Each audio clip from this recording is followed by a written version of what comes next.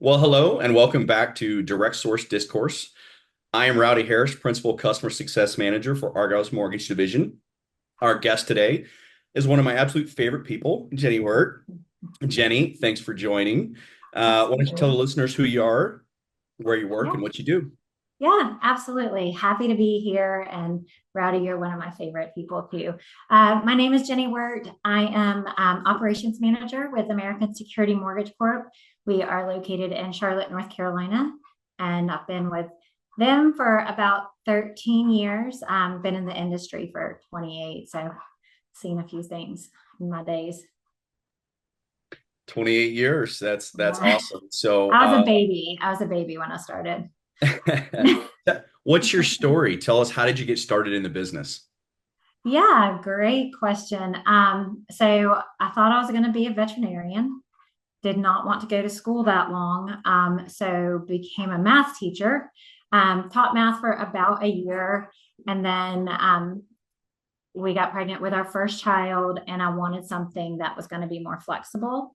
So I was either going to go cell phones, which were really kind of new back then, 1996, or mortgage because I knew somebody, and jumped right into underwriting. So it was with Norwest Mortgage back then, which became Countrywide, and automated underwriting was a brand new thing. And so I came in as an apprentice, and then underwriting's always kind of been my baby.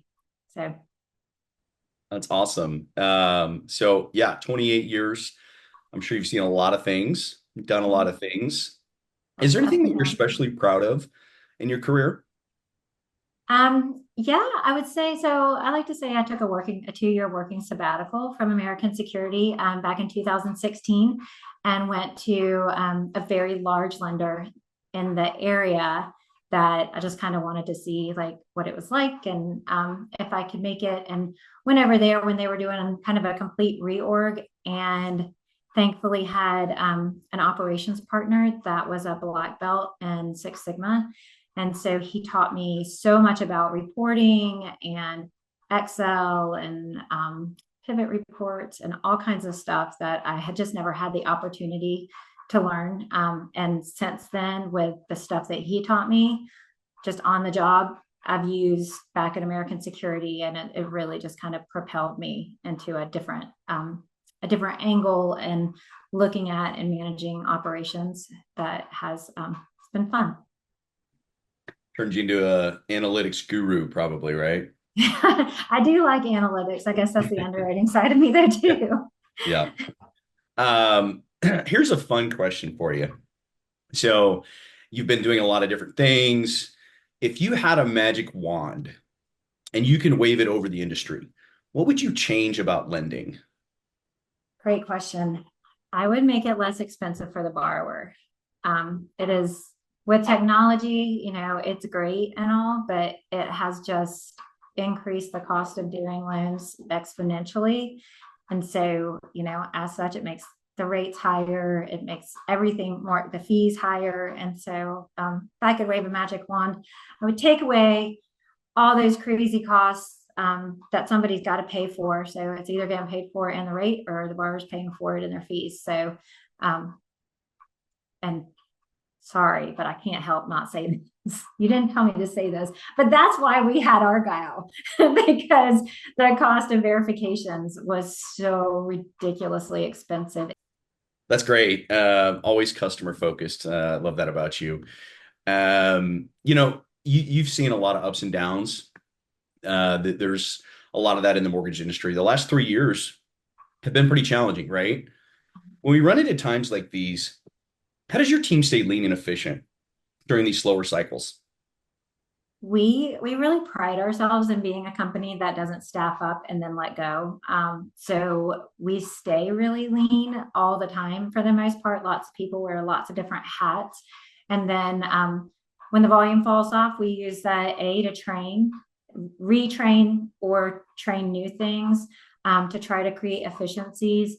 We find unique individuals within the organization that can kind of manage projects, whether it's organizing stuff on our shared drive or creating spreadsheets or tutorials on things that can be used when things get busier again. So we're already starting to draw on some of those projects that have been done over the last couple of years. So it's really fun to see it all come full circle.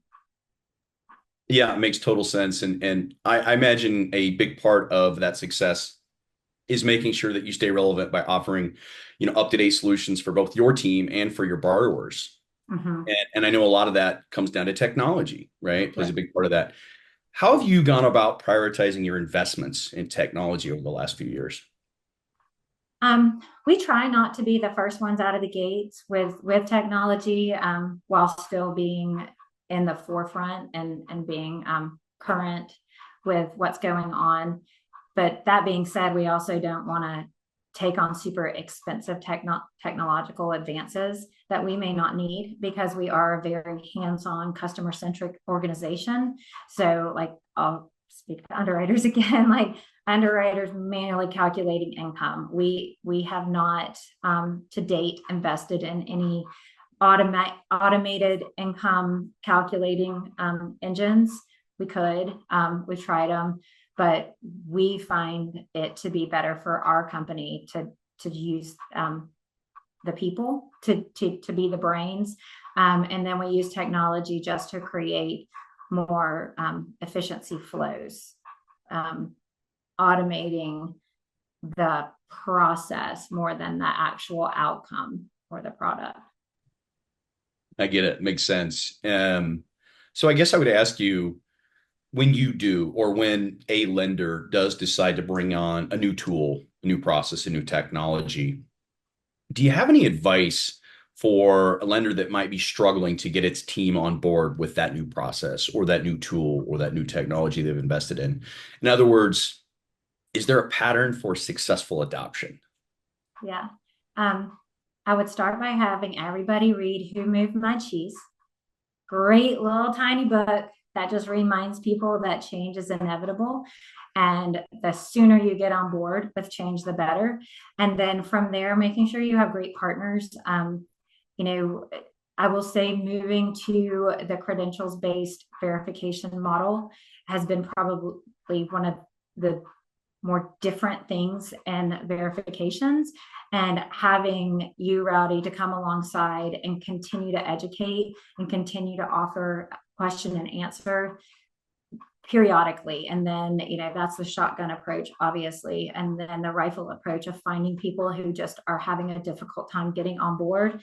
And so then sitting side by side or doing one-on-ones or two-on-ones, depending on how large the organization is, but just really individualized care for those that are having a harder time getting on board. But managing it closely up front with recurring check-ins and recurring trainings seems to be the best, because people will just revert back to what they know if you don't kind of keep pushing. Yeah. So staying with it, continuing to drill down. Yeah, makes sense. Okay, here's a good one for you. Who is a media personality or a personality on LinkedIn that everybody should follow? I loved it when I read this question, and I promise I'm not promoting this person because he is with American Security, but his name is John Overfelt, Jon John. He has like 26,000 followers or something like that, and he gives sales advice, he gives industry advice, he stays really relevant.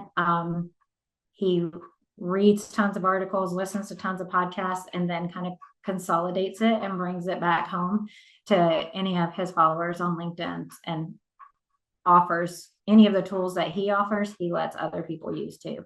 So give it a follow. Yeah, always looking for a good follow. Appreciate sharing that. Okay, well, last question here for you, Jenni. And I think I know the answer to this. I think we've had this conversation before, but for the people out there, if you weren't doing what you're doing right now and you could choose any other career path, what profession would that be and why? I have to say, if it wasn't like for money, if it was just what I did, I would be on the mission field always, all the time. If it was for money, I think I would be a veterinarian, which is what I started college to do. I absolutely love animals. And, but I don't want to go back to school for that long still, even today. So But if I could just be a veterinarian just like that and get OJT, then that's what I would do and work with animals. That's funny. I don't know if I remember sharing. I wanted to be a veterinarian as well, but I found out I was allergic to a lot of the animals, and so it didn't Oh, work out. wow. Yeah, that might be difficult. Yeah, unfortunately. So, Yeah, there all is right, something Jenny. fun. Well, it's been a blast getting a behind the curtains look and hearing some of your secrets to success. I really appreciate you joining us today. Thanks for having Folks, me. that's going to do it for today's episode. Thank you all for tuning in to our latest episode of Direct Source Discourse. Be on the lookout for our next episode. And until next time, have a great day.